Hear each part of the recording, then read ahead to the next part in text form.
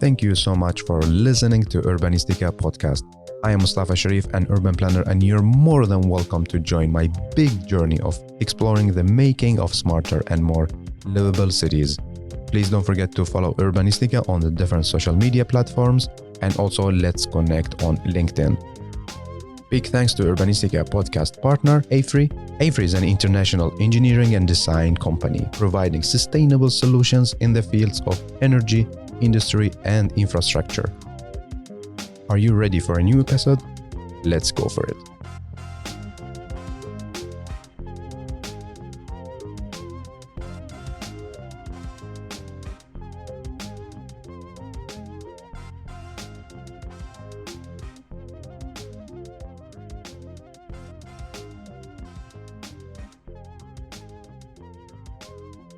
And we have an amazing storyteller. I have the pleasure to welcome you, Ryan, to Urbanistica podcast. Hey, and welcome.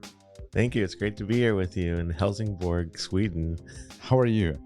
I'm great. We just had an amazing placemaking week here, and I'm all jazzed and charged up and back on the road to meet up with some placemakers and learn some lessons and hopefully share some successes from afar that can be used in the local context. Awesome. Welcome to Helsingborg. So how did you find the city?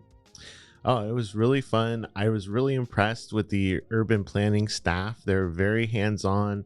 They have a budget to engage the community. In one of the cities I work in, Santa Ana, for 10 years, I think I've seen the planner 3 times.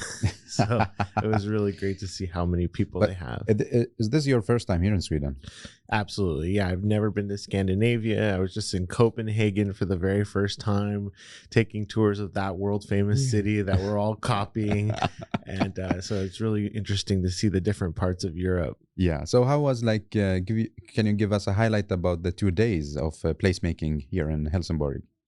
I definitely was excited to see IKEA's farm that they'd set up in the community yesterday, and meet the farmer. She was very eager to connect with outsiders and, scenes abroad, which I work in local food. So I immediately was connecting her with some of our local farms.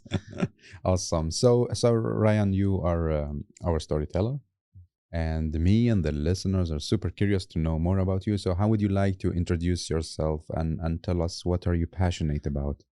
Yeah, I guess I'm really very passionate about that Jane Jacobs quote that the city that has something for everybody was made by everybody. I feel like there's so much untapped creativity in the world and so many people that could solve their own problems and take care of their neighbors, but they're not really empowered to do so. So that's kind of become my mission, is to build community, get people activated, and really break down that idea that everything has to be so big and to scale, but that it has to be little things happening everywhere all the time. Yeah. When did this passion start? So I really traced my placemaking origins back to my my childhood, where I grew up in a suburb of Los Angeles, the very famous San Fernando Valley, where Valley girls come from and all this. And it was very much an intentionally single family home based place. And in the 80s, when I grew up, all the TV shows were based in older cities like Chicago and San Francisco and New York, and they had big families and people were always coming over and they were going to the public square or the park.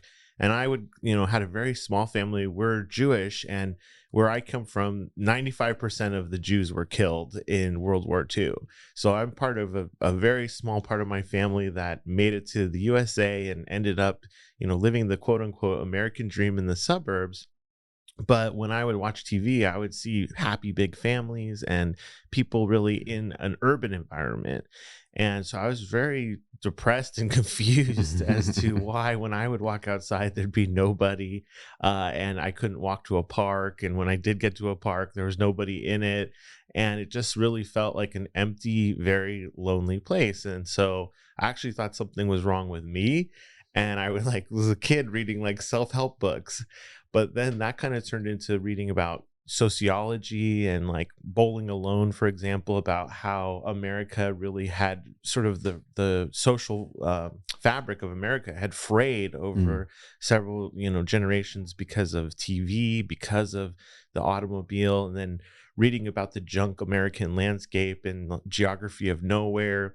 And I started to realize, hey, actually, it's not my fault. It's the built environment. Right. And so then eventually around college time, I moved to an urban core, and I was in an artist village concept by a redevelopment agency. You know, they would often take like sort of confused areas that were half built and old buildings and to call it a creative district. And I would sit in my apartment, and there was a girl who owned a bookstore in the right down across the street. And I would always see her working late, and she would always see me working late in my window. Okay. And so one time she walked up and she just yelled up, hey boy, what do you do up there?" Yeah. And she came up, and she was in charge of the neighborhood. So she was actually the programmer for arts festivals and the art walk and all these events. And she needed help, and I was really bored. I was working on graphic design, website stuff for clients, basically product. And so I just started helping her with these projects, and it was just addicting. I found myself hanging out. Which year was this?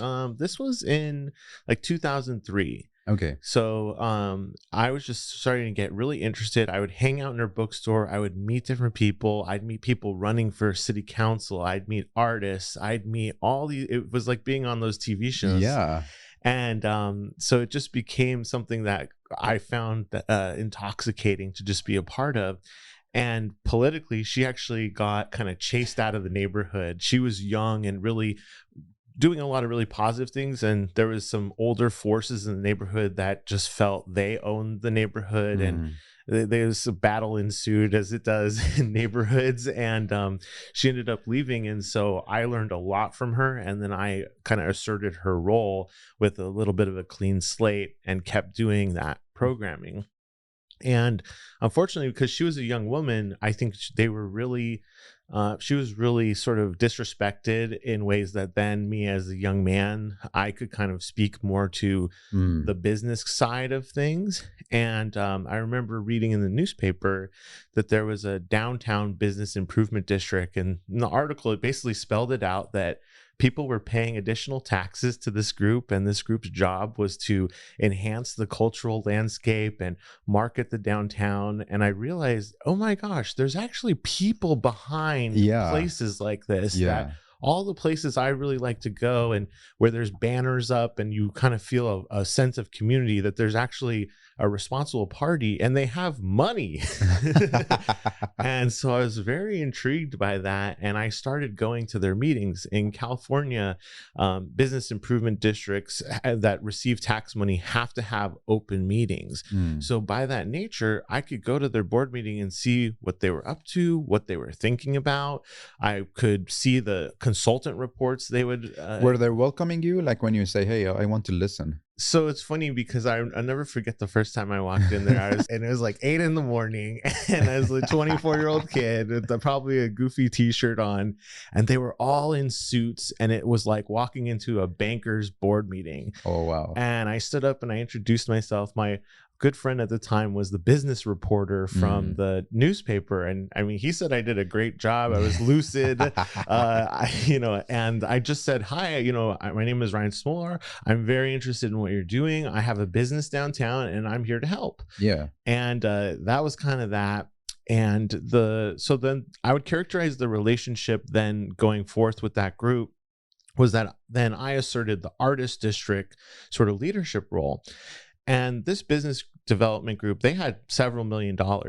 They really wouldn't give us any money. And we were geographically a majority of the downtown. We were a large area, and we had a lot of people, and we had a lot of projects, and they just did not want to sort of disperse funds. Why not? I think that they were very controlling. The director of that organization, actually, this is 20 years later now, he actually just got deposed, and so he was removed from his position. And the reason that they kind of stated in the media was that he was not very nice to young people. He was kind of not listening to them, not respecting them, making them uncomfortable. So this has been going on for, I think, a long time. And I was just one of those young people in that chain of showing up and having ideas and energy and just kind of being sidelined and Yeah. told, well, we're in charge, and don't worry about it. Mm. So it was kind of frustrating.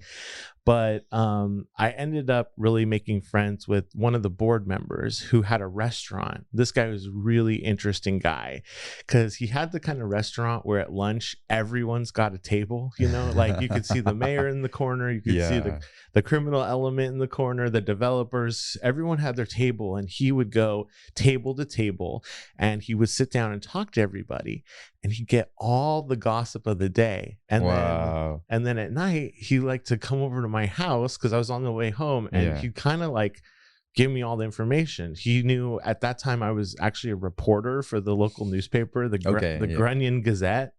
And he kind of was, he was always trying to make things happen and move things. And so he knew that information was really key. Yeah. And people were sitting on a lot of good info, and instead he would always kind of move it along.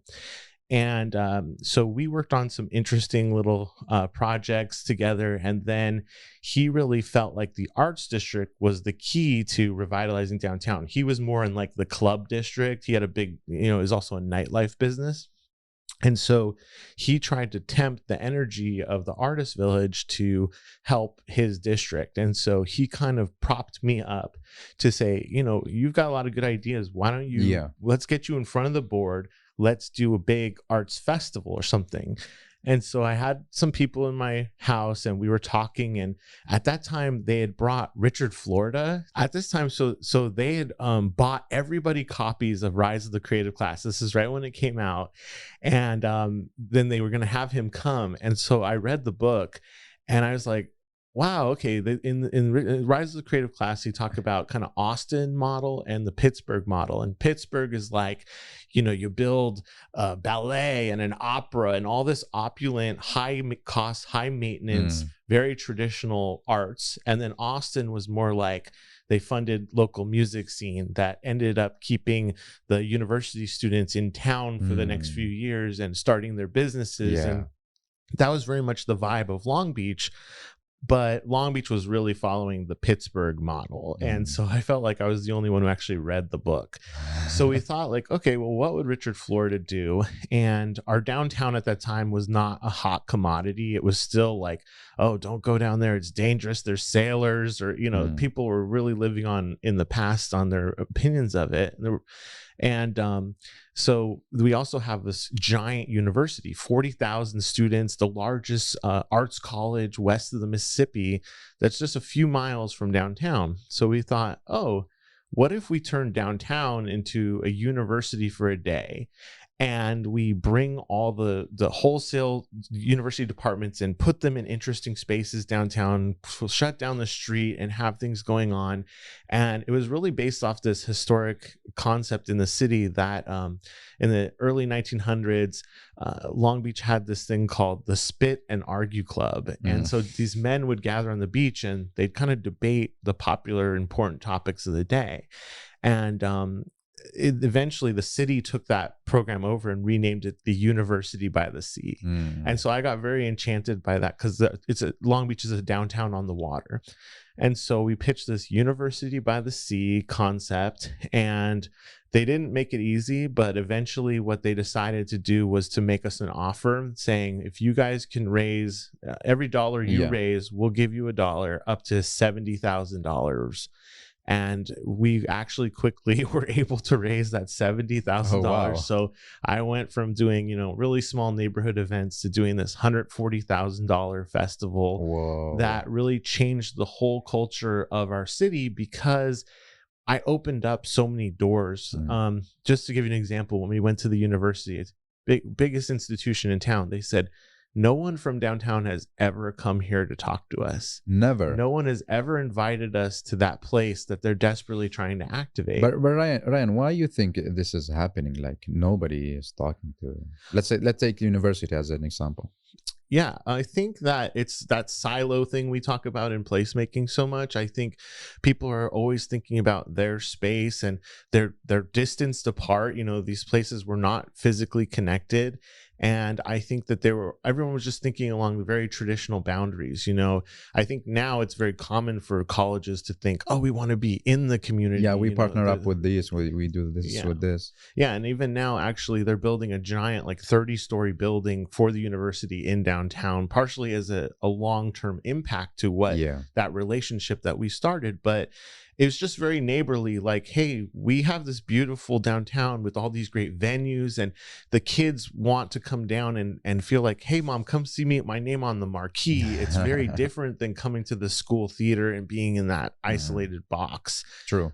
Yeah. So how was the impact on people? Like, did you talk with people and see what they like, or? Yeah, I think what was so amazing about this is that we just made a lot of like wholesale one-on-one connections. So, for example, we took the robot club, and they were like, "Oh, we have an underwater robot fighting tank," and we helped them set that up in the middle of the street. Or you had the Cambodian dance crew, or you had a coordinator of live artists. So you had all these, and you had a musician group that wanted to put on concerts. So we basically became a platform for all of these mini festivals.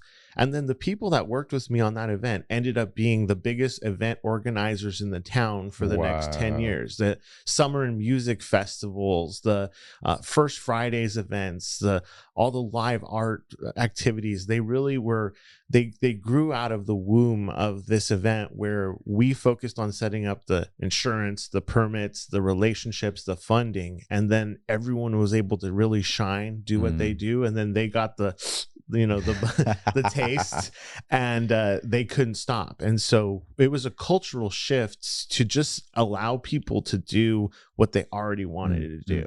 And Ryan, you mentioned that you open doors. When you say I open doors, so practically, what does it mean?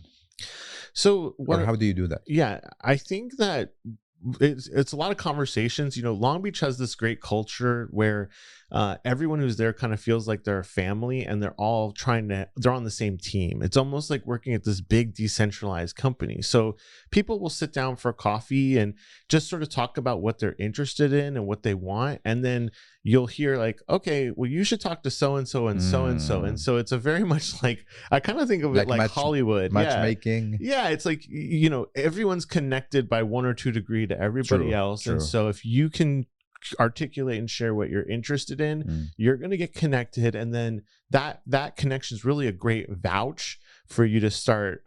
One example of this is that I remember I was working at the newspaper, and the guy who laid out the paper, he said that he wrote a book, and that he didn't have to pay anything to print it, but if somebody bought it, it gets printed and shipped off of there. And he's like, it's 2003, man. This is the future. I was like, wow, oh my God, that's so cool. I want to write a book. Yeah. I went home, I wrote 1 page or 2, and I was like, this is really hard. And so I decided, okay, actually what I'm going to do is ask the community to write a book, and everyone can write a 1-page story. I'll match it up with a piece of art, and we'll do 50 stories and call it Book by Authors. And so I called the guy, my friend, and I said, who do you know anyone at the library or something, or someone would be interested in this? Yeah. So we had lunch, a few days later with the head of the Library Foundation, pitched him this idea. He said, well, no curse words and no, graphic, whatever. We then had to present it to their board, but they gave us $2,500. Wow. Which allowed us to print 50 copies to give to, or 100 copies to give to the artists and the writers. And we just sent out postcards. We went to writing clubs. We went to school teachers, and we collected hundreds of stories, whittled it down to 50 with editors and things like that, and put out this book about the community by the community. And I should say, this was actually I tend to get riled up. So this was a reaction to a National Endowments for the Arts program called The Big Read. And what this was that our sort of National Arts Foundation would pay libraries to pick a favorite book, and they would buy tons of copies of it. And then typically no one wanted to read that book because it was kind of something they had to read in high school or something.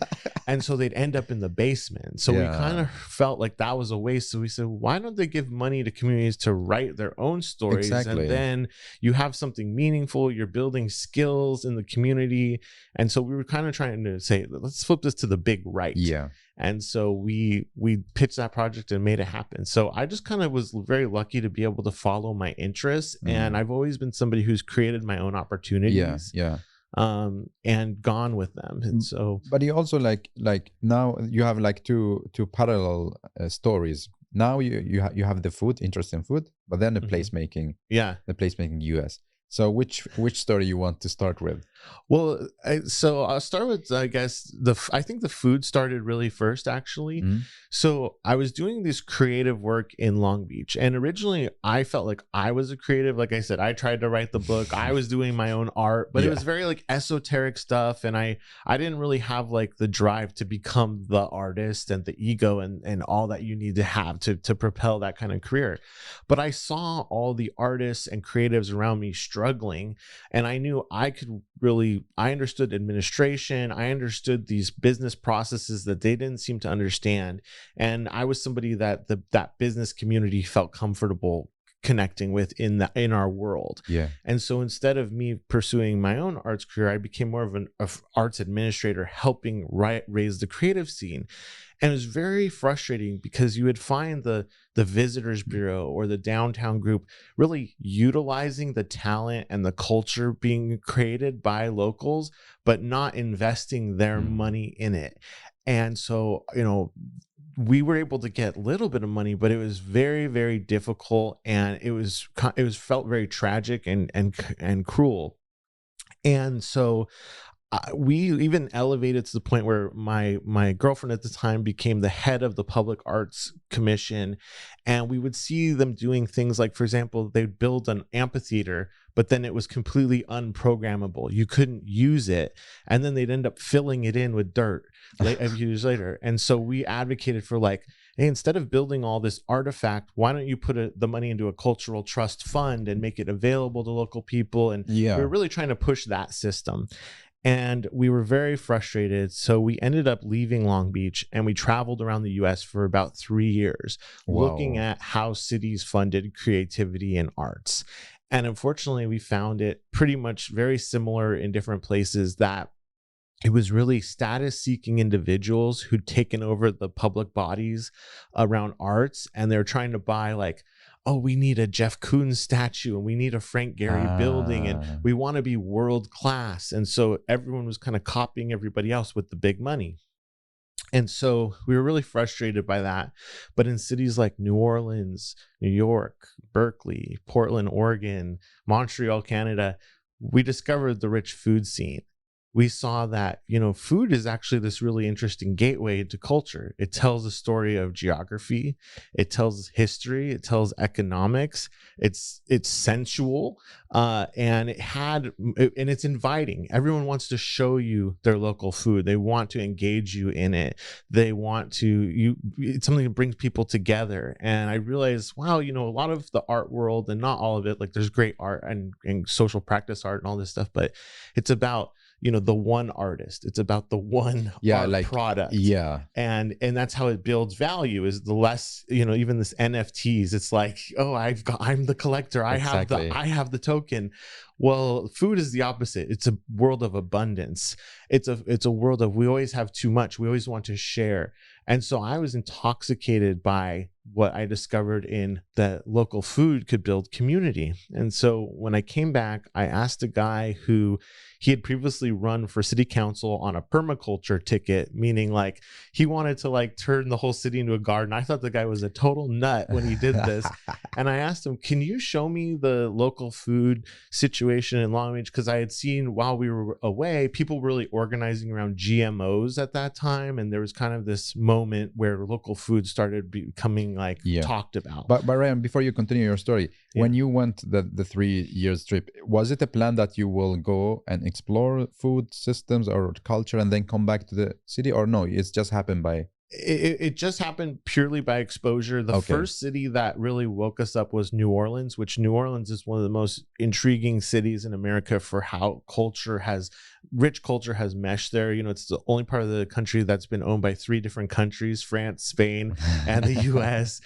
There's Creole culture. There's the Cajuns there. They're very into their local product, their strawberries, their pecans, their the little crustaceans that they eat. And so the way they do food, like cooking red beans and rice on Monday because you cook the roast on Sunday and you're doing laundry on Monday. I mean, they talk about food there like it is the most important thing in the world. And so that was the first place. And then I remember in New York, I attended a book event where a book had come out called Eat the City, and it was a dinner to release the book. And we had, for example, wine that had grown, the grape had grown on the side of a building on 92nd Street, and the chocolate was made by Hasidic Jews in Brooklyn, and the honey had come from beehives, in Queens. And it just was intoxicating to learn about all these different things and that they're being produced locally, and how much meaning that gathers. So I was just totally intrigued by it. And then, of course, California, Berkeley, where the resurgence of sort of the local food movement, Alice Waters. So it came to me, really. I was not looking for it. I was doing creativity and arts and technology, totally different stuff.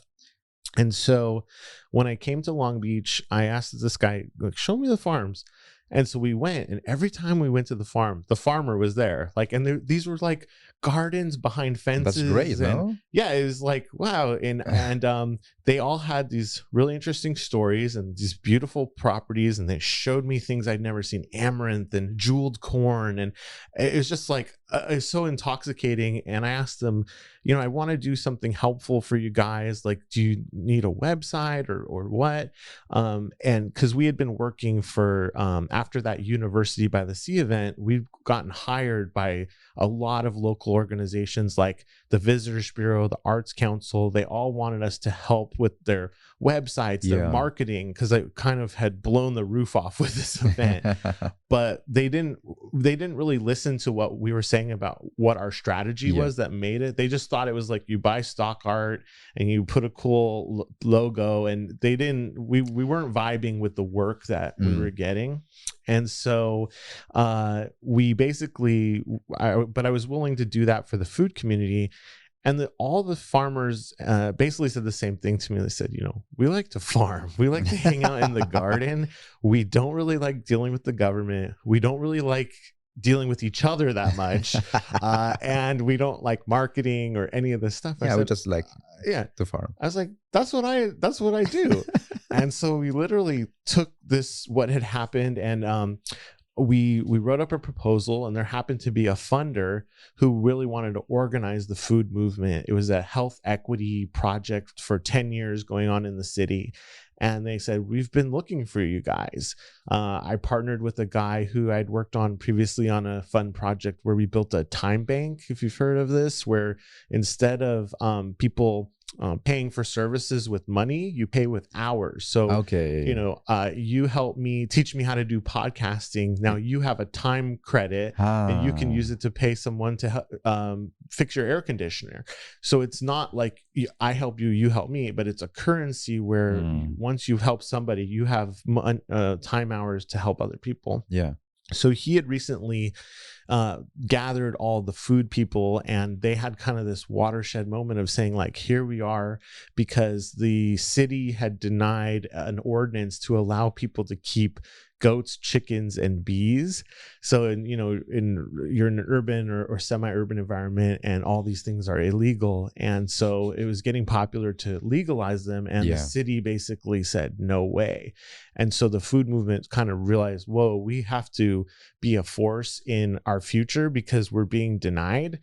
And so he had gathered them, and I had done this reconnaissance. And so we repartnered, got this funding, and then we started an organization called Long Beach Fresh. And our goal was to connect the eaters, feeders, and seeders in the city. So we got people together and asked them, what are the inefficiencies for you if you're an eater, a consumer, or if you're a feeder, like you're the school district and you're not serving the best food that you could, or your hospital and you're supposed to help people, but you're killing them with bad food. Or you're a seeder, you're growing food and you don't have access to land, and water is too much money, and you don't have a good marketplace to sell your product. And so we just figured, let's map out all these issues and start working collectively to solve them. And so that was kind of the beginning of that journey. Which year was it? That was about 10 years ago. So it was like 2012, 2013 that all that started. And what, like, can you mention to us some of the projects that you worked with? Yeah.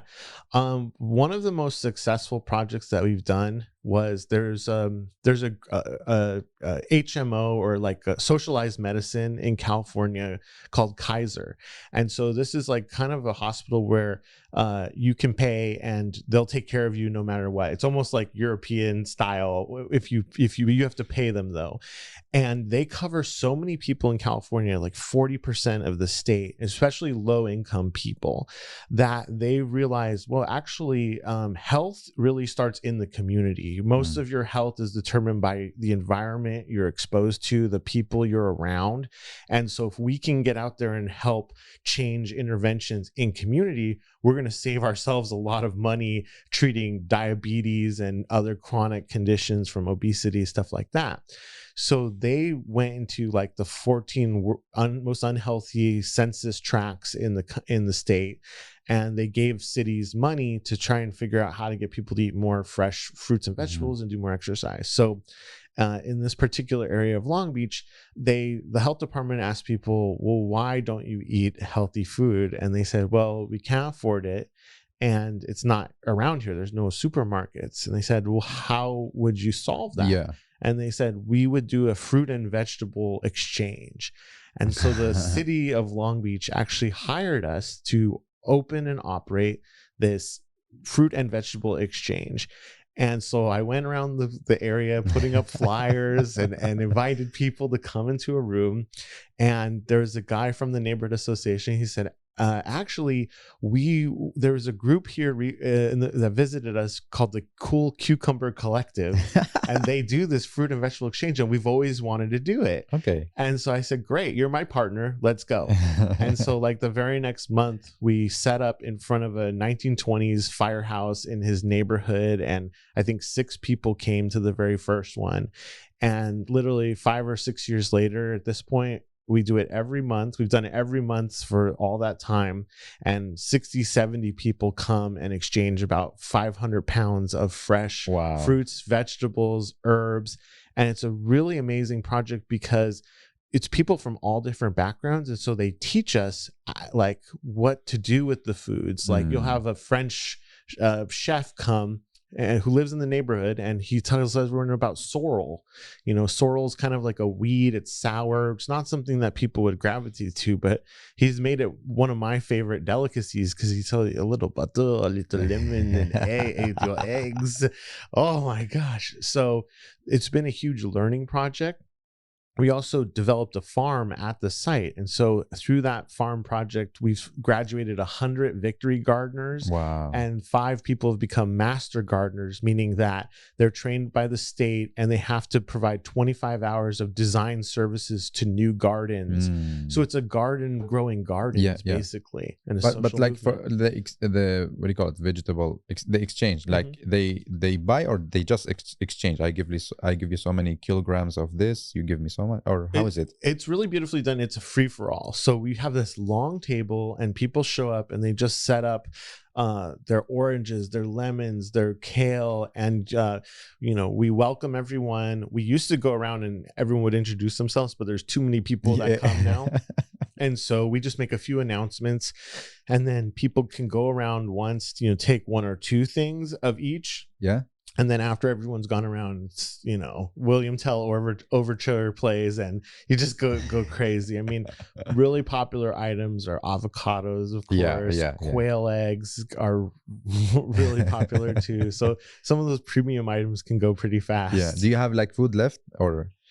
There's sometimes some stuff left, and so maybe that might go in the compost bin for the farm that's there. But people try to just take it all and figure out, that we got the canners and the preservers, and they're very creative with what they do with it. Yeah, but Ryan, like, how do you bring people to this? Because like sometimes here in Sweden, we also try to create some initiatives and so on, but it takes so much time until you get people on board. I mean, like, this is not in all projects, but sometimes it happens that you don't like it's hard to change the culture. So what is the key in changing people's mindset? I think the key for this was having a place. It's very place based. I think there's been a lot of we call ours the crop swap, and I've seen a lot of crop swaps start and fail in the community, and in fact some had failed earlier and ended up sending their people to us. This one has kept going because we engage people continually in the site. Once you come once, you feel this sense of community. And then Jeff, who runs the site, he gets you involved. He gives people titles and responsibilities without, he kind of deputizes everybody.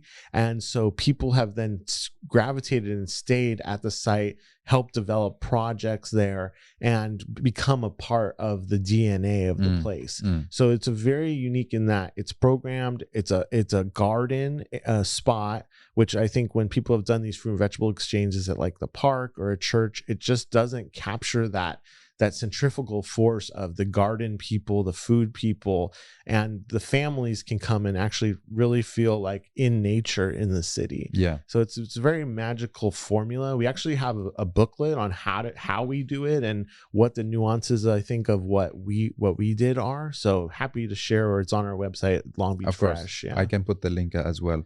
So like, what is the goal? What is next? What do you want to achieve? So what's been happening lately, we actually got a law passed called the Urban Ag Incentive Zones. And so what this does is, a lot of people don't like the vacant lots in their city. They're dirty. They can get trash and stuff like that. They actually did a study with African-American women, put a heart meter on them. And when they walk by vacant lots, their hearts start activating, because as humans, we don't like these sort of open vacant spaces and what could happen in them. And so this law started charging fees to people who have vacant lots and puts them into a fund. And also, if you let your lot be used for urban agriculture, you get a huge tax break up to maybe $5,000 to $25,000, depending on the size of the lot. So we've been helping establish multiple new urban agriculture sites for the last few years. And what's been interesting is these sites are now very specific. So you'll have a veteran-run farm who's trying to start veteran food businesses and also giving away the food to veterans. Or we have another one where they do it specifically for foster youth who are aging out of the foster system and have slight developmental disadvantage, because once you get out of the foster system and turn 18 in America, there's not really a continuation of service. So these women have created a community workforce training program. So it's a very specific place serving population model. It's been really beautiful work. And what we're turning to next is there's a new law called the Micro Enterprise Home Kitchens Ordinance, which allows people to open restaurants in their homes. They can sell like commercial? Commercial, yeah. So you can sell up to $50,000 in food a year from your home, up to 50 or 60 meals per week. And it's intended to create economy, particularly for immigrants. This is amazing, no? Oh, yeah. California has really done some cool stuff with food. A few years ago, they passed what was called the Cottage Food Act, or the California Homemade Food Act. And that allowed people to make like jams and salsas and bread, really more shelf-stable food at home, and then sell it at market. And you have people start these businesses in their home. Now, a few years later, they have a brick and mortar. Exactly. One of our bakers who started in his home, he was written up as one of the 10 best bakeries on the planet a few years later. So it's that same thing I was talking about, just enabling people to start their journey when they otherwise might not have, because of the barriers of entry of, you got to rent a commercial kitchen or get a bunch of permits. No, you could just say this one permit, an inspector comes to your house once, make sure there's not a dog in the kitchen, But doesn't this affect like the proper restaurant? I mean, like the business and all of this, the market. No restaurant has really complained about this. Now, we haven't passed the micro enterprise home kitchens ordinance yet, but what I've seen more is a real interactivity between the engaged restaurants where they actually want to carry the local products. You'll have, for example, we have a Long Beach ice cream brand that started in town by a woman, and she'll, if someone's baking cookies or something, she'll say, "Let's do a collaboration. So get your brand out there. Little pieces of your cookie in my ice cream." Yeah. And so we've also found that a lot of our food system is woman based, and women really want to lift each other up. They're not as competitive in the same sense as maybe if it had been male dominated. And so they really are trying to help each other through this pathway to doing what they want to do. Yeah. And like through these, the last 10 years, what was the biggest challenge? Like every time you'd be like, oh no, again, you know? It's hard to even actually think of a challenge. I mean, I think actually maybe in the beginning we spent a little too much time with people who were accomplished but didn't have the right attitude to grow, and didn't have the right attitude to really take the steps. They were very frustrated. I guess they were kind of the pioneers, and they were in a very different environment where nowadays, like, people are very into local food. These people felt like they really had to fight to explain everything, and I think they got really tired of doing that. And I think we spent a lot of time trying to, revive them versus spreading our energy as wide and far as possible and going where the partnerships are. And so nowadays it's really about supporting as many people who want to move forward versus those who maybe have the reputation or the stalwarts, but they don't really want to be a part of that community vibe and go. Yeah. So like, how do urban planners respond to what you do? Like, do they help you? Do they understand? Is our cities like providing a space for what you do? So local food is really challenged by urban planning because it's not its own category. It often fits into open space, but then open space is actually supposed to be open, unprogrammed space. And so we really fall between the cracks of things. I would say that it's become part of their language. So in California, it's important for cities right now to reduce waste. And so they're looking at composting and things like that. And they say they want to support us, but the support has really not been there.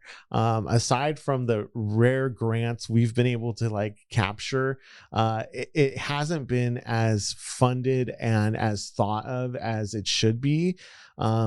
It's really unfortunate. I think, especially during the pandemic, a lot of money went to food aid, but it went to buying from large commercial farms and then putting it in plastic bags and then handing it to people in cars. So we didn't really take advantage of that to build community resilience, to build knowledge around food. And a lot of the food that was handed out was very inappropriate food, like Brussels sprouts, just 30 pounds of Brussels sprouts to a family that's never seen one. So there was a lot of disconnect in that. I think now we're entering into a second phase of recovery where people are realizing that that's not the solution and we need to diversify how we invest in our food system. But in California, we have $100 billion surplus right now of our budget.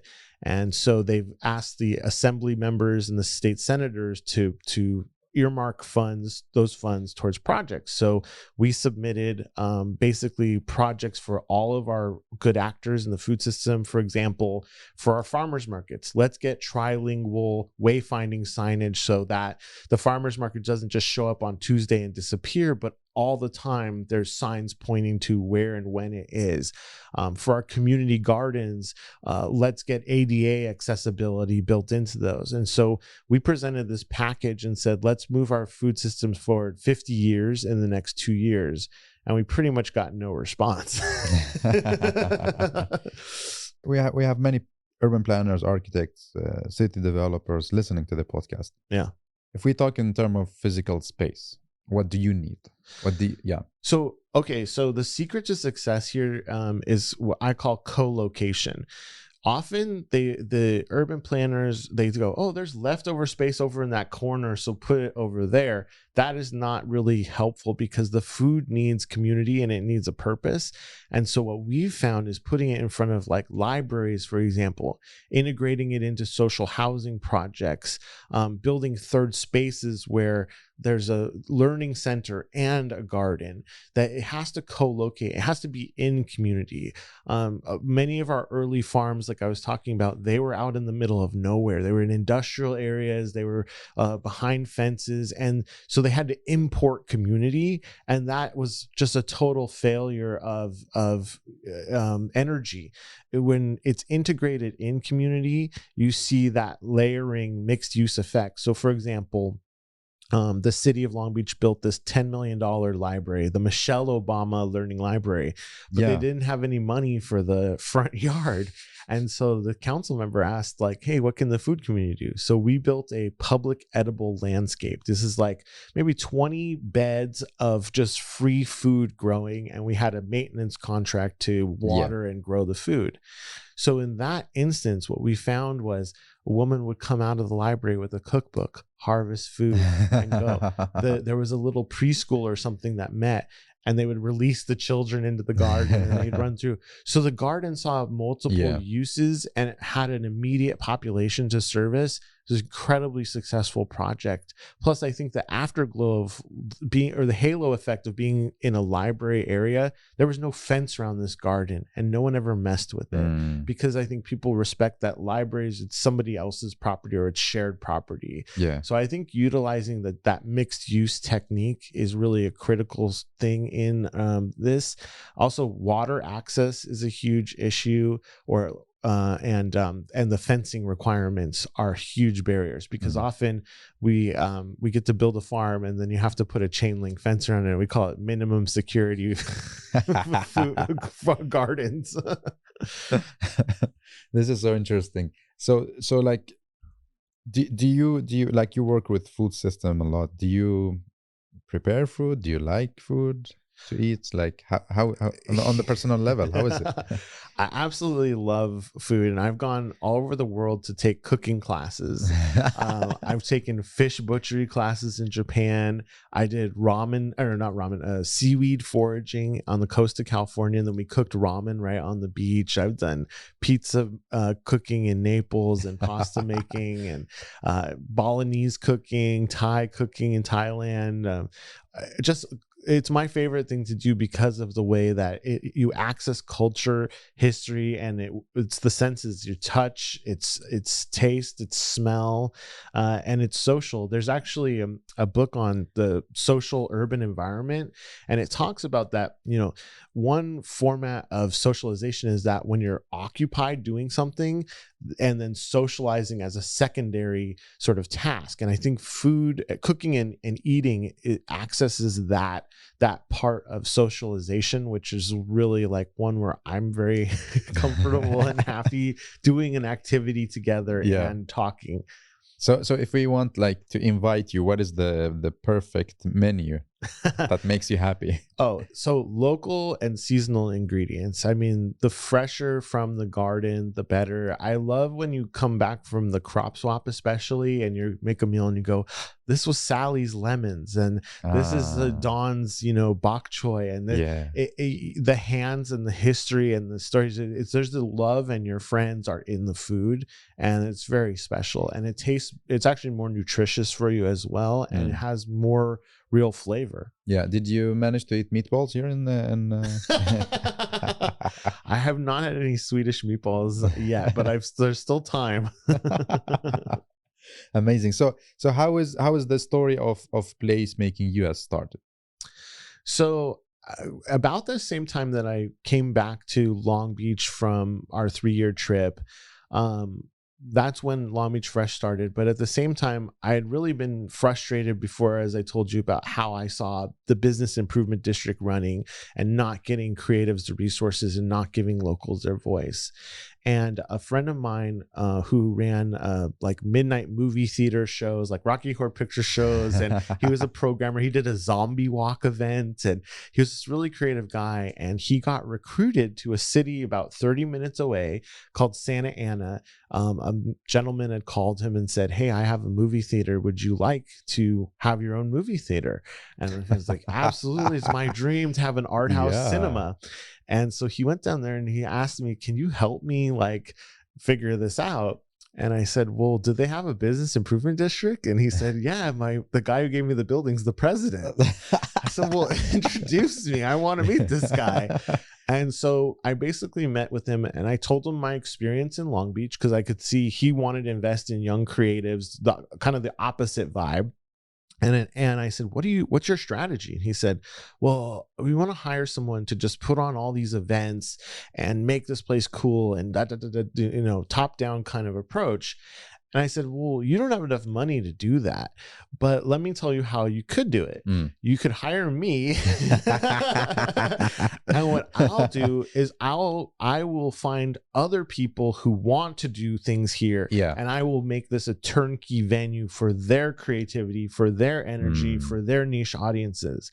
And he really was not so sure. So he said, "Okay, we'll give you a 3-month trial." And I was like, "Show me. I'm going to make this work. I don't care." I moved to the town. I got a lease and moved there and just started working. And after 3 months, they were very impressed with. What did you do? Well, I just started talking to everybody. I ran that Long Beach program of like, "Hey, I'm Ryan. What are you trying to do?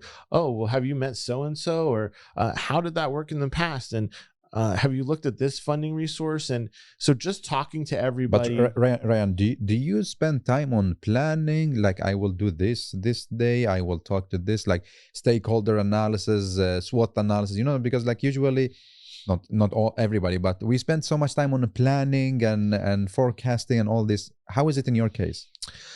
I did like write the DNA of my program. Like I had certain strategies, like this particular community had a lot of fighting.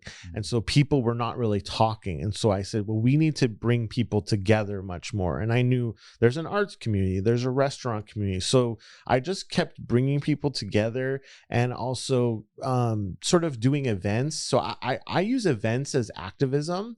I go, okay, what are we trying to do? Okay, let's set an event, which is basically a date and a focal point in the future to try to make something change. Yeah. And so I invested in our art walk. I, did a restaurant festival, all these type of things. And so then people saw me as sort of a centrifugal force in these different arenas.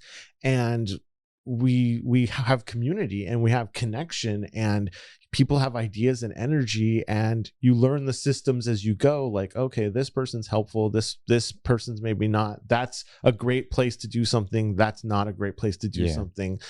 These people don't like each other. So is there a way that how do we work around that? So really just by doing in community, I think you kind of feel out like how things work, and then you can share that system with other people who don't understand it or are not investigating it as thoroughly.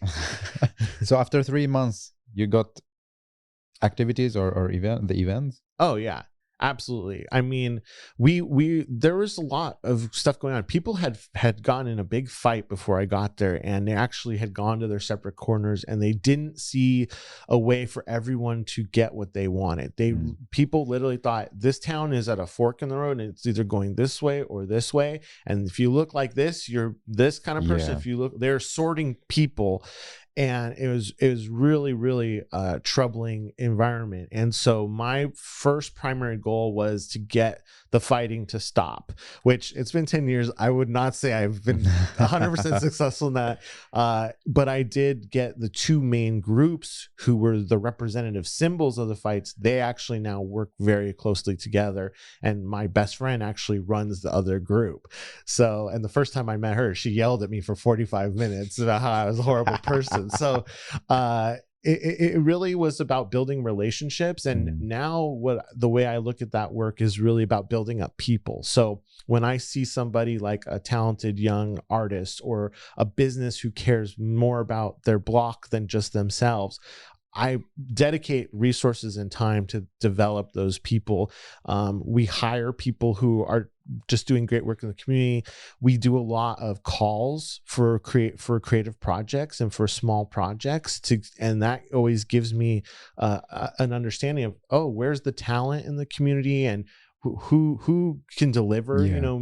say they're going to do something and do it, and then how do we get them now 5 times more resources? So we see it as, we call it kind of a pipeline to success, where these people, like, they may not have ever gotten started, but because they had opportunity, then they get hooked in, and it's addicting. Like I said, it's a drive. Yeah. And what was the next step on your placemaking US journey? So I started here. Yeah. So basically, because of the nature of the community I worked in, there was a lot of challenges. And so we went to the International Downtown Association, which is a big group in the USA that organizes downtowns. It's got Times Square Alliance in it, and San Francisco's Union Square, and all, the Miracle Mile. All the major downtowns go to these events. And they're really more development focused and marketing focused. It's very professional. Everyone's wearing suits. And everyone was a little bit older than us. And so we never quite felt 100% like, these are our people. This is so great. It was a great learning environment, but it just felt a little bit like a different crowd. And at one point they cross-marketed Placemaking Week Amsterdam. And I went to my board, and I didn't know what they were going to say, but I said, hey, there's this event in Amsterdam. It sounds really interesting. And they said, well, we want the best. And so they sent me to Placemaking Week Amsterdam, and it completely blew my mind, because a lot of the things that I personally believed were really reflected more in the ethos of the placemaking movement. I was shocked to see the connection between local and global, that really the solution to global problems is local everywhere. Yeah. And the stuff that we were working on was actually very important, but needed to be spread to all corners of the world. And I also fell in love with the cross-contextual nature of it, where, for example, in a session, there was a woman who was working on the Israel-Palestine border, and she and I were comparing notes about how our communities fight. And at the end of the meeting, she got up and tapped me on the shoulder and said, well, good luck with that. And I was like, wow, I think your situation is terrible. Like, you think my situation is worse. And so that relativism was very, very intriguing to me, and I was hooked. And so I came back again to Valencia, the next year, and just fell in love with the ideas, the people, the collegiateness of the European group, the way that people want to share and learn across borders. In California, where I work in Los Angeles, there's 86 cities in the area. None of them like to talk to each other. They all see each other as competition. And then, LA and New York don't really talk, and LA and San Francisco don't talk, and the middle of the country doesn't talk to the coast. So we were very, very much alone in our environments there. And so this was just so different and energizing to me, to think that Greece could be helping the Netherlands, and Italians could be helping Germans, and all of that type of stuff. And eventually at Valencia, I met Ping and the group from Asia, who was starting Placemaking Week Asia, and got invited to talk about local food in Malaysia. And at that talk, I got invited to Japan to speak with the guys up there about business improvement districts and stuff like that. And so I was suddenly this world traveler, meeting all these interesting people, sharing really unique knowledge from the US. Like, business improvement districts are much more evolved in the US than most places in the world. And local food organizing actually is really a US phenomenon too, because we also have the most distorted, destructive food system. And so I was kind of on the cutting edge of some of these issues to share them out. And when I got back, PPS, Project for Public Spaces, had their Placemaking Week, and it was in Chattanooga, Tennessee. And there were a few internationals, like Ramon was there from Placemaking Europe, and a few other people, Manouche and stuff like that. And we were sitting at this bar called the Pickle Barrel, and I turned to Ethan, and I go, Ethan from Placemaking X, and I go, where's the Placemaking US group? Because I love the Europeans. There's the Asians, Yeah. Japan. Look, where's our group? And he's like, oh well, you want to start it? And I was like, yeah, okay. And so the next day he was doing his like Placemaking X launch talk. Yeah. And he kind of like went to the end of the session, and then I jumped up. I photocopied a like form I wrote on a piece of note paper, and I said, greetings, Americans. You know, we need to start this Placemaking US network in the model of Placemaking Europe and Placemaking Asia. Wow. We're going to be working together, share our innovations with each other, share our work. Please sign up. And it was like one of the only times where, as they walked out, every single person hit me with that stack of paper. So I went. But when was it? Like 2000? 2019. 19, end of 2019, right before the pandemic. And so then the next thing I did was I called all those people and I said, what do you want from your network? And they all pretty much said the exact same thing. What did they want? They wanted that they felt that they did their work in their community, and often, you know, you have to plan for every type of scenario, right? Like, what if this happens, and what if that happens, and this.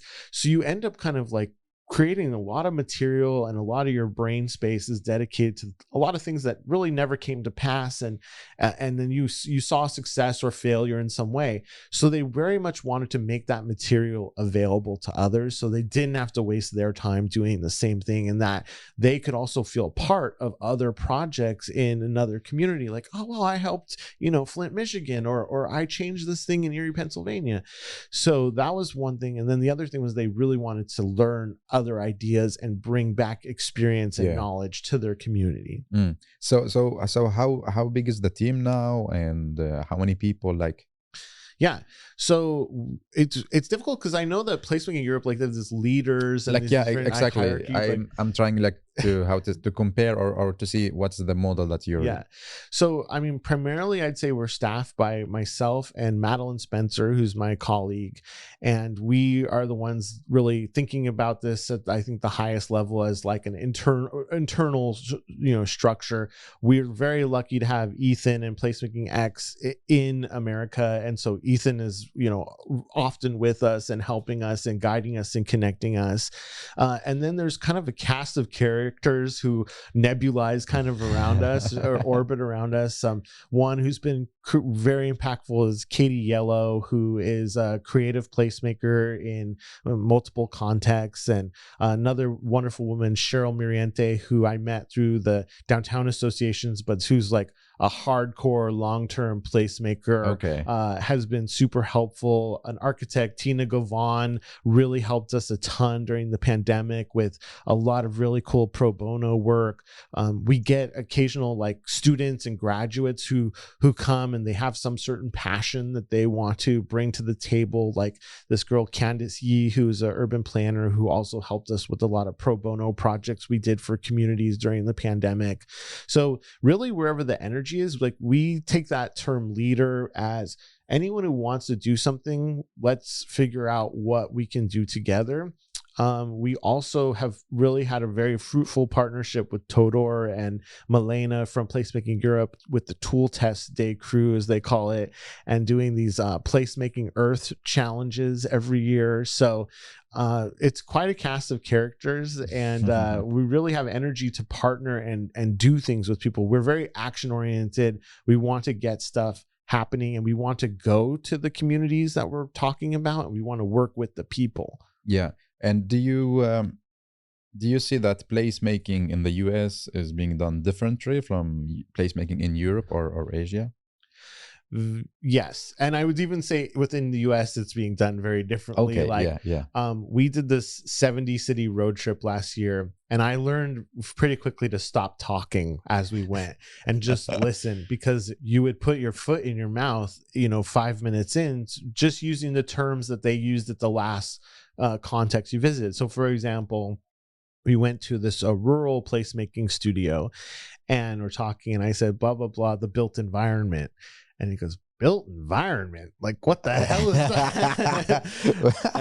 So we usually start by asking them what they think placemaking is. We also try to really lately go to non-placemaking conferences, like urbanist conferences and maybe even developer conferences and see what they're saying placemaking is, and then we try to inform them about a more like socially responsible approach to placemaking. In the US, there's been this kind of explosion of terms too. So Like a lot of people would tell us, that they also do placekeeping. That placemaking could be done by somebody who shows up and just tries to change things, but that when the real community wants to preserve some aspect of what their culture and how the community functions in their eyes, they're calling that placekeeping. We love the term place baking for developers who, maybe learn, colorful chairs and here's the ingredients, here's the recipe, just add water. And you can create a successful place using those principles, but you're not creating community. You're not necessarily sharing the responsibility of creating the place. And so I think there's kind of pure forms of placemaking than others. When you are here in Europe, and during placemaking weeks, do you understand what we talk about? Like, are we talking the same language? Yeah. And, like the process, the method. So one of the differences that's been making me laugh this trip is creative placemaking, because in Europe, often I'll hear people say creative placemaking and they're talking about revitalizing old buildings for creative office use.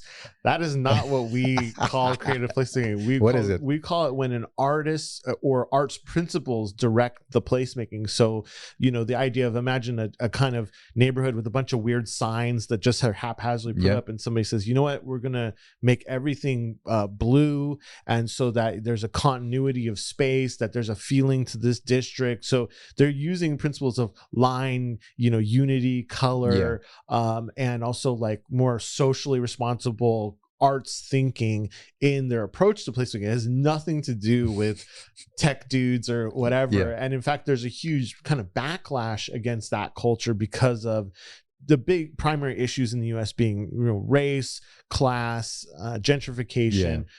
We really have a lot of trouble in the US talking about placemaking. We have to really sit down every time, spend a lot of time going over intentionality, ownership, past wrongs. It's a very painful process, actually. In America, you're dealing with trauma. It's very different. I think over here, you guys are, what I like hearing about is the focus on climate transformation, on digital transformation, on the idea of moving towards a better Europe, a more integrated Europe. That feels like a very evolved approach. But in the US, we're really dealing with a lack and with handling past wrongs, and it can be very painful to be involved in. So what can we, as a Placemaking Europe, learn from Placemaking US? So my other little pet peeve is I like ugly placemaking. Every time I see what is ugly placemaking? Well, so every time I see a presentation, it feels like in Europe, everything is very well designed, everything looks good and polished, and I find that a little intimidating compared to just people being able to be themselves and do something. I don't think that it has to have that aesthetic quality that everyone appreciates. In America, you'll often hear people say, don't go to that neighborhood. Oh, don't go to that neighborhood. And the reason why is because they don't like the way the people there look. They don't like the shabbiness of that neighborhood. But once you're actually a member of that neighborhood, it's a beautiful place to you. And so I think that beauty is really about people being welcoming, knowing each other, and feeling free to contribute to their community and do their own thing. And it doesn't have to be this polished, cool wood structure, architectural, hot pink colors. And I just think, I understand that part of placemaking to me is about creating aesthetics and creating a comfortable habitat. And that's important, but I feel like in the social order of placemaking is much more important. We have this one project where people were sitting on the curb, but they look so happy. It doesn't matter to me that they didn't have some coolly designed hip modular bench to sit on. And is there something else that we can learn, or you can bring to Europe? Well, I would hope that you guys do more focusing on people and their places. Our road trip was really a watershed moment for us because we went to 100 different cities or so, and we met with people. We saw what they're trying to do, and we specifically connected them with the resources and the other people who could help them. And I've really shied away from the idea that like, let's all get to the same room and hear all the gospel.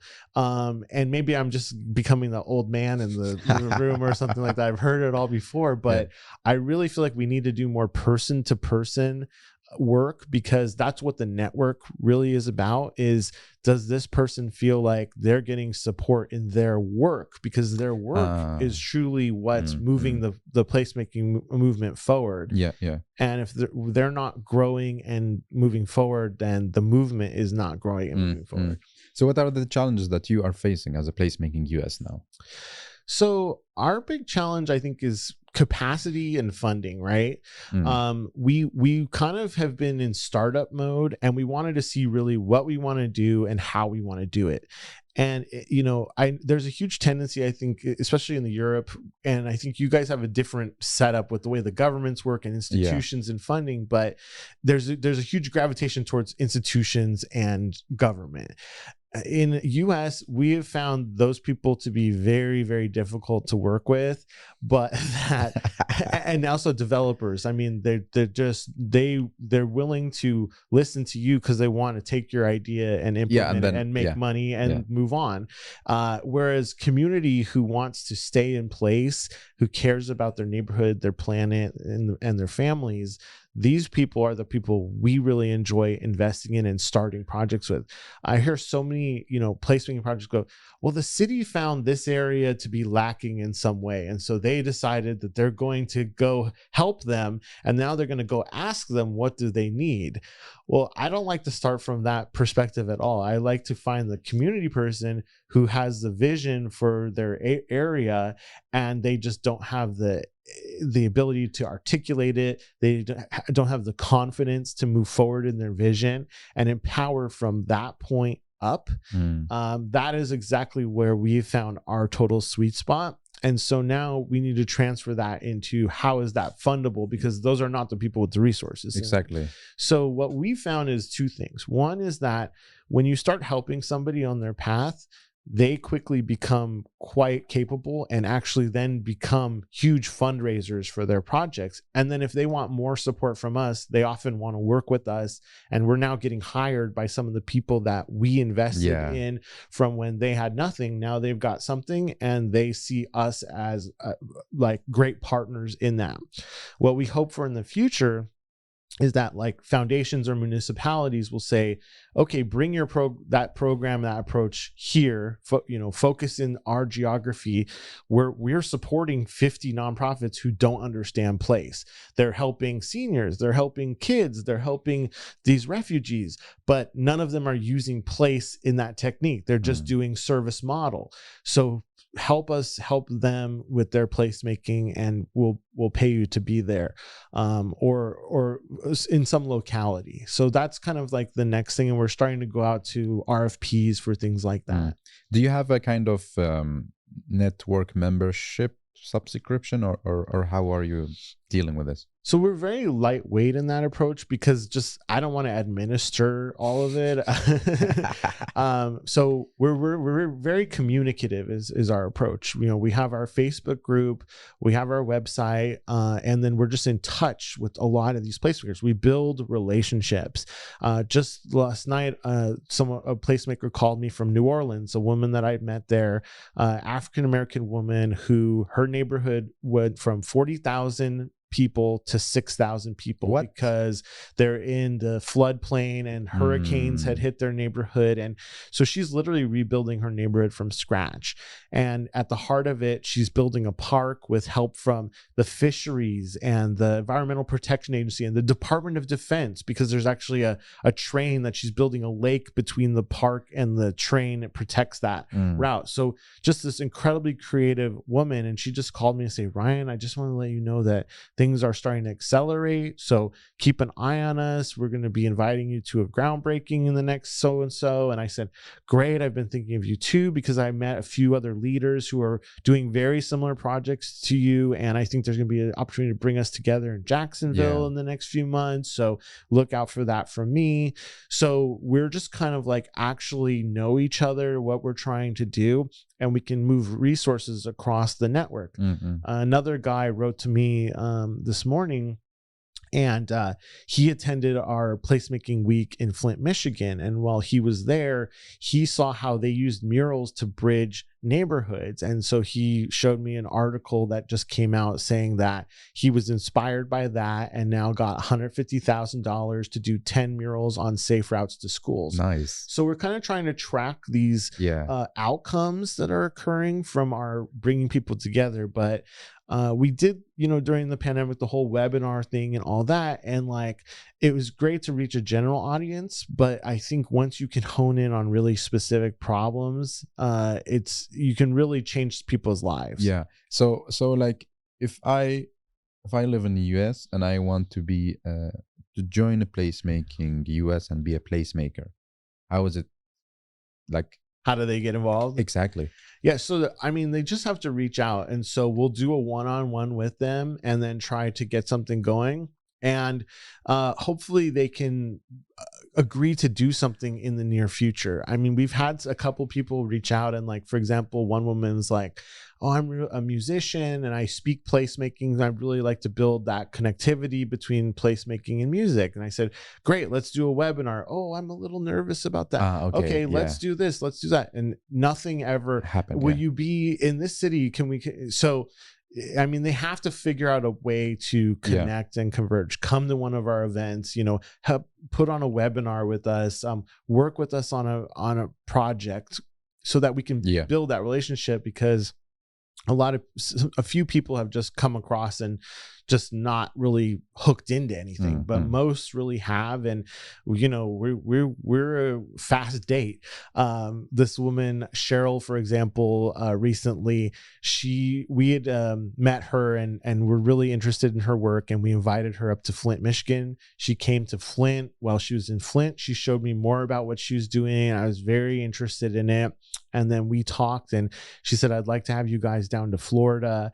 And so when we were coming to literally the other side of Florida, we said, Cheryl, let's turn this into that trip where you show us Florida. And so she flew up to the city we were in, ended up becoming like besties with the girl who was hosting us up there. And then Ethan, Cheryl, and Katie, we all drove down the entire east coast of Florida, visited 5 or 6 cities, and then she threw several events in her town, and now she hosts a cafecito with us monthly. So you have to really be willing to rumba with us if you want to get on the dance floor. Like it's not a passive process. You have to want to do something. Yeah. And Ryan, what is your dream about Placemaking US? What do you dream? So my dream is that everybody will have representation all over. I feel like so much of the placemaking history is in like New York City and the big cities, and the rural environments and the small towns and the Rust Belt towns and the southern cities, that they have a lot more going on and a lot to share that really hasn't been part of the conversation, that hasn't been elevated, celebrated, and that they don't have the respect that they deserve in their locality, because it's a little bit foreign, maybe seeming to what they're doing. So I want to elevate all of that and connect as much of that energy as possible. What I think would be even more amazing is to create a sense of collegiateness between places in America, because as I said, it's so different there, where people are very competitive and they don't really think that there's much to gain from other places. If you will get $1 million, where will you invest it, or on what will you invest it? Definitely, I would like to go to different cities and set up these formats where we can engage a lot of community, find a lot more placemakers, and work with them. To a degree, the people that we met, like for example on the road trip, they really had to select. They reached out, or they're a part of a network, or they're really receiving the information. But I can tell you, I've met people who you talk to them and you're like, you've read Jane Jacobs, Kevin Lynch, asset-based community development. Like, the things you're saying to me are text writ, They go, who? That sounds interesting. What? So it is a human thing. I think people can really know this stuff in their heart. And I think that then connecting them to all of us and knowing, hey, you're not alone, and actually you're doing this great work, and you read this book, it'll really blow your mind. And I love that aspect of it. Yeah. So a very interesting journey, and I'm happy that we have the chance to talk about this. And I will be very happy to follow up with more episodes. Now we in the last section of this episode, and it's gonna be also more about you as a person. Oh, okay. Yeah. So from your perspective, what should placemakers stop doing? So I think, and this is a tendency we all have, I have it and all that. And I think there's a physical reason for it, is that you try and solve other people's problems for them. You do it in your own family, like, mom, you're doing this. That doesn't work. And it's not sustainable. Okay. Very personally, my mom passed away a few years ago, and she had a disease where she really needed to transfer what she was eating to a more liquid diet. And she literally just refused to do this. She was eating cookies and crackers and, all these crumbly foods. And I wanted to keep my mother alive. So I was trying all these different things to help her. And she ended up killing herself with these foods. And I really realized at that point, wow, even the person you love like the most in the world, you can't save them unless they want to save themselves. But, yeah. They want to change. And she loved those foods, so maybe she didn't care, but it really changed how I think about community, that I'm not here to save anybody. We also, in the US, people identify me as a white male, and they say white savior complex. They really don't want people to come in and save them. And I like working in communities that are really struggling and where people don't look like me, but I definitely feel very much a part of their struggle, and I can see what they're trying to do and want to help them. And so I really have to take this kind of backseat role often to them. And so I feel like that's been a real gift, and something that I had to learn over a lot of painful experiences on how to not be that person that jumps in and goes, yeah, you just got to do this, and that, You mean like give an order or tell the way? Yeah, exactly. And I think it's because, like, let's say you saw a solution in one community, then your brain has a bunch of synapses that they have a very short distance that they have to fire in order to go, that's the answer. But then you have another person in their community, they haven't had those experiences. They don't have that synaptic highway. They need to make those connections. And so you need to stimulate that process for them to then come to their solution. And so I think that as placemakers, like even like the place game, for example, you're going out and going, oh, you should do this, you should do that, you could do this, you could do that, versus getting that community to play the place game and having them solve the problems. Or like we have a guy who does Latino urbanism named James Rojas, and what he does is, instead of asking people what they want, he has them build it with their hands. And he says the hands have a different intelligence than the mind. And I just don't think like people necessarily know what they want. I think they have to go through a process until they figure out or they explore. Yeah. So I like to stimulate those type of things and find common concern and get people organized around the place, and then have them really figure out what to do, and then just give them the little pieces of information or maybe technical support that they need to get that going. And the reason I really like that strategy is like, hey, I'm embedded in Long Beach, I'm embedded in Santa Ana. I can only get so much done over the next 5 years. Whereas if I'm able to help stimulate, 100 projects, then over the next 5 years, those 100 people will get 100 projects. Exactly. Yeah. And what is the skills that placemakers should learn? I think placemakers need to learn to be really good listeners and to really hear what people are trying to do. And they need to learn to ask really good questions that stimulate change. I think they also need to learn the art of hosting, and really bringing people into new environments and bringing people together. I think that, as conveners, that's very valuable. Yeah. What is like the art of hosting? Can you give us some, how to say, advice or like tips? Yeah, hosting is really easy, but I think it's really scary for people. And so like I do different things. Like one is like I'll do a tour. So I'll say to people, okay, hey, we're going to go to this place, and this place. Who wants to come?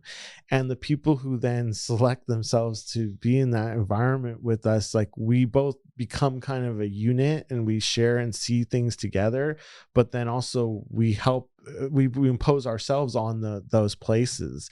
And so I'm very into this whole visiting culture and visiting and receiving. There's this great book by Peter Block. It talks about the competent community is one that can welcome in outsiders.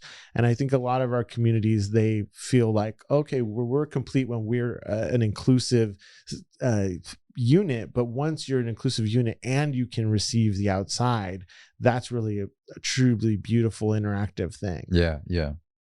Super interesting. And like, what makes you happy in a city? What are the elements in urban planning and design that makes you happy and want to be there?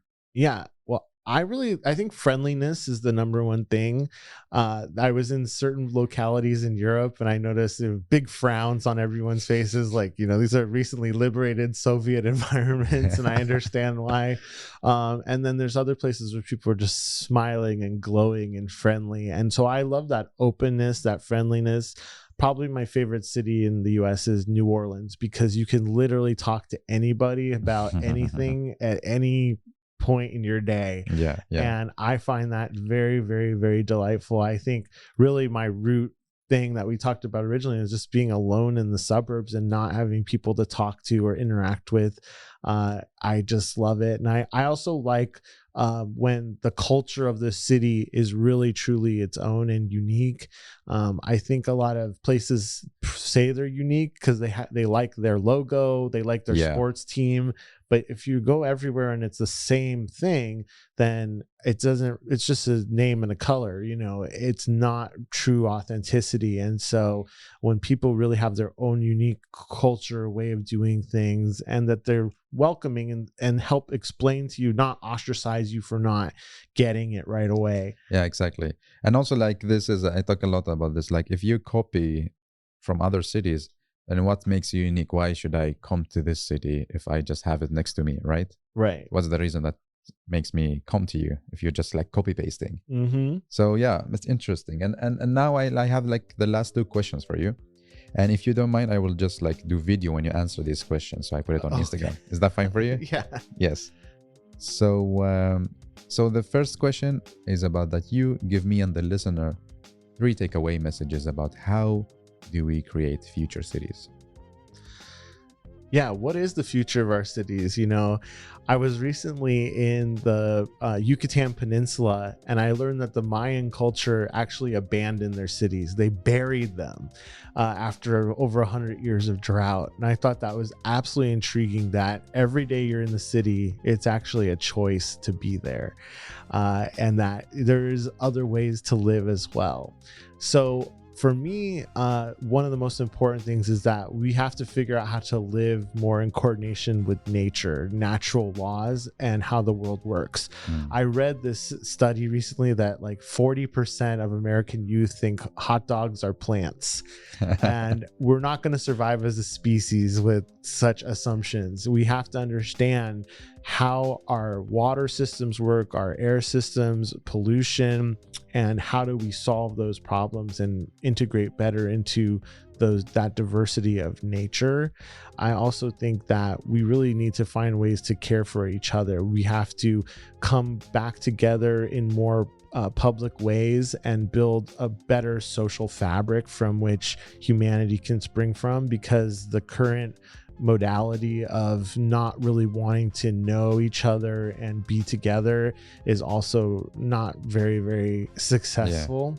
And then, like we said, I think just the uniqueness and not adhering to monoculture and to, the Instagram and the fads of the day, but really exploring like, what do we want to keep from the past and what's innovative and what's interesting, not from the perspective of spectacle, but from the perspective of what makes us feel good and connected and happy. Yeah. And the last question is going to be you asking it to me and to the listener. So what is your question to us? I guess what I'd really like to know is, if placemaking and place is so important, how come people don't really think about it and don't really understand their power in it? I've met so many people in my life who they go, what do you do? And they go, you can do that? That's a job? And it's like, absolutely. Like, this didn't all just come together in the big bang. This has all been built, designed, and created, and Steve Jobs says, by people no smarter than you. And how do we get you involved in helping co-create this future? My collaborator, Madeline Spencer, she has a psychology background, and one of the teachers that she really loves said, we've had 100 years of psychotherapy and the world's getting worse. We need to stop complaining on the couch and get out there and fix our communities, become a part of this world and the positive change we want to see. And I love placemaking because I think it really is this amazing tool for changing things with the community from the bottom up, and it's something I love being a part of. Ryan, thank you so much for giving your valuable time to record the podcast, and hopefully see you in September for the Placemaking Week in Europe. Absolutely, I will be there. Yes, so keep up the good work and keep loving cities. Thank you. You too. This is excellent work you've been doing. I can't believe how many podcasts you've done. And I'm going to have to call you because now I know you know everybody. Really. Thank you so much.